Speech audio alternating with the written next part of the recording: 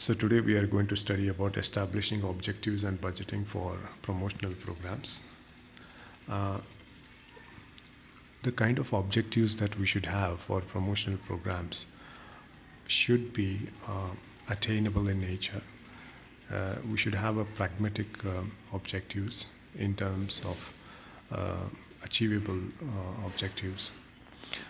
Let's suppose say that the sales growth. I mean, if the competition within a particular market is very high, we cannot achieve definitely 30% of sales growth or 50% of sales growth, since it is a very competitive market. I mean, the objective has to be a very reasonable one, and say if you can just have about 5% of attainable objective in terms of sales, that could be very practical one to achieve. I mean, sales shouldn't be only objectives of any promotional program.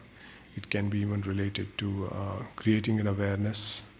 It can be related to converting a non-users into users, and such kind of objectives. And it does also mean that the objective should be reasonable in nature, and it should be measured in terms of numbers. Let's say about 2% of increase in the market share, 2% increase in the sales figures. The objective should be specific in nature. It should be either related to awareness, it should be related to sales, it can be related to any of the things which is very specific in nature. And the objective should be measurable in nature. I mean, what's the difference between a sales objective and communication objective? The primary goal in terms of sales is only sales. I mean, they look at increasing the sales, and it requires a lot of economic justification, because if the sales can only improve if the consumers have a lot of disposable income, if the GDP is doing good, if the inflation is on an average, if the employment rate is on a high. That's what it says. It requires economic justification. And sales objective should obviously produce quantifiable results. In terms of communication objectives, it should be in terms of increase in the brand knowledge, should be increase in the interest, favorable attitude towards the product and the image of the product.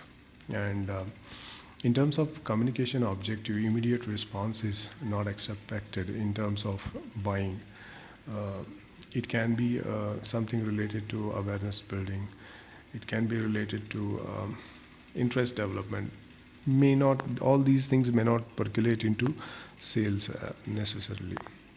And the goal of communication objective is to create favorable predispositions. What are the factors which influence the sales? The competition. Higher the competition, the sales will not be very high. And the economy should be very good. It should be a very conducive economy in terms of GDP, in terms of employment rate, in terms of inflation rate, etc. The product quality has to be necessarily very good.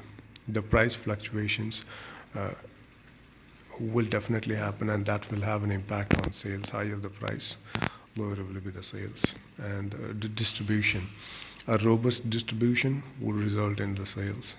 And to what extent the company adopts the technology also depends on the amount of sales that it is going to generate.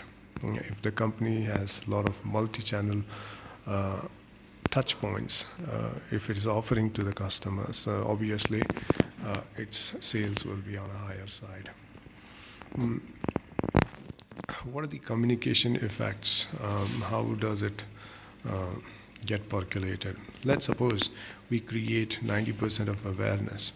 That will lead to only 5% of use. The first section here we cover the cognitive, and then affective, and then cognitive. I mean, this 90% of awareness will lead to 70% of understanding, which also means that comprehension, 40% liking, 25% preference, 20% trial, and 5% use. And if you look at these things, those who have just tried, 20% to those who have tried will end up, only 5% of them will end up using it. So that is the communication pyramid. And GFK purchase panel, it's just the reverse of what I just showed you before. Higher the awareness and higher the familiarity, higher the imagery, and higher the consideration, and higher will be the model intention, shopping, and purchase. So we have another approach here which will explain the advertising, and which is very famously used by most of the companies. It's known as Dagmar approach. First, here the more emphasis on awareness building, awareness as to who I am, who is the product is all about, and then understanding the features of that product in terms of comprehension. Conviction to buy, why we need to buy it, and then action is the buying itself. Advertising based view of marketing. So this is just one way of doing it. First, the ads will create the favorable attitudes and create knowledge. It will create a preference over the competitors and conviction to buy. And that is how the advertising, it goes into making the purchase behavior. This is marginal analysis of advertising. As and when you increase the expenditure, if you look at the bottommost line, the sales will increase.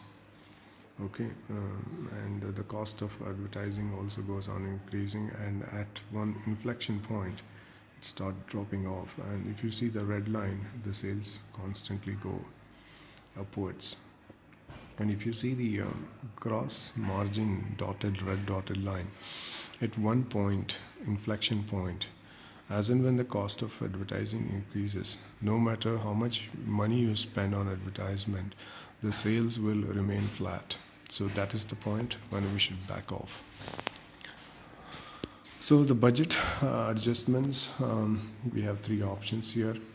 One is the increased spending if the cost is less than marginal revenue generated. Hold spending if the cost is equal to the marginal revenue generated, and decrease spending if the cost is more than marginal revenue generated. And sales response model here, advertising expenditure in terms of incremental sales. And if you look at this, it's a concave downward response. No matter how much you increase the advertisement expenditure over the period of time, at a certain point, the incremental sales will flatten off. And there is one more called as S-shaped response, where this one is for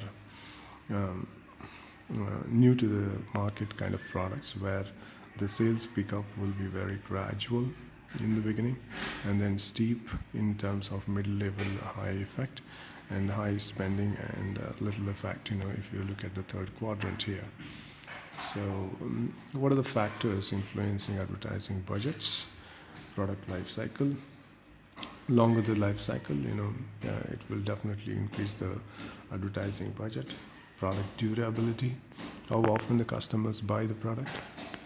If the customers buy if the product is not very sustainable, say for example, if a refrigerator, if they buy once, it is going to be useful for many years.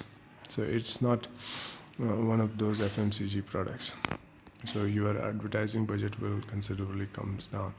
Where in case of any of the FMCG product, like say toothpaste, if you take for example, where the product durability is less and the consumption is very high, the frequently people end up buying those. So their advertising budgets will be on a higher side. Differentiation, what is the category, number of products that are there in that category, hidden product qualities, which we have to just create awareness about that to the customers. If the many number of product qualities are there, then obviously your advertising budget will be on a higher side. Product price, if higher the product price, then your budget for advertising should be ideally on a higher side. And purchase frequency, as you just earlier mentioned, if for the FMCG products where the purchase frequency is on a higher side, the advertising budgets will be on a higher side as well. Top down and bottom up advertising. In top down, where the top management decides, they set the press spending limit, and that same thing will get percolated to the down promotional area sales managers in terms of promotion budget set to stay within the spending limit. Bottom up approach in this case, the area sales managers or the sales managers design the budget, and that gets approved by the top management. And build up approach here, it is objective and task method, where the each communication objective has to be accomplished. Communication objectives in terms of creating awareness, say 30% of awareness, or market penetration of 5%, or sales of in terms of 5% or 3%. Determine specific strategies and tasks needed to be attained them, and estimate the cost associated with performance of these strategies and tasks. Implementing the objective task approach. So first we separate the objectives, and separate these objectives, convert them into tasks, and then estimate required the expenditure for each task, and then implement, monitor, and reevaluate the objectives.